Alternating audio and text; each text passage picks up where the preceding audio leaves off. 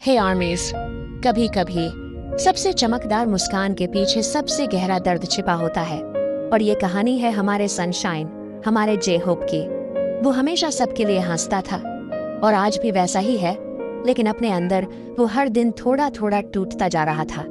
लोग कहते थे जे होप बदसूरत है, उसका चेहरा घोड़े जैसा है। जब भी वो लाइव आता तो लोग उससे बात नहीं करते, बल्कि बाकी मेंबर्स के नाम लिखते। वेयर इज जंगकुक, शो टेयंग, और जे होप बस मुस्कुरा देता, जैसे कुछ महसूस ही ना कर रहा हो। हर बार ऐसा ही होता गया। एक दिन जे होप ने अपने लाइव में बाकी मेंबर्स को मोबाइल दे दिया और चुपचाप वहां से चला गया। सोचो, अंदर से वो कितना बिखर गया होगा।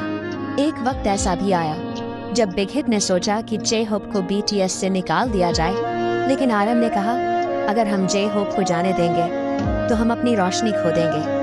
और उस दिन बीटीएस ने साबित कर दिया कि दोस्ती सिर्फ एक शब्द नहीं, एक जिम्मेदारी होती है। जे होप के पापा उसके डांसर बनने के खिलाफ थे, लेकिन उसकी माँ दूर देश से पैसे भेजती थी ताकि बेटा अपना सपना पूरा कर सके। इसीलिए बाद में जे होप ने अपनी माँ के लिए एक गाना लिखा, ममा। वो गाना नहीं, उसके दिल का शुक्रिया था।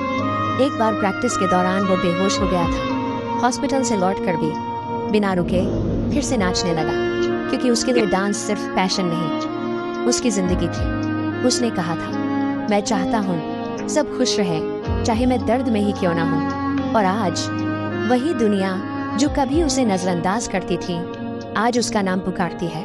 वो साबित कर गया, अगर दिल सच्चा हो तो दर्द भी रोशनी बन जाता है।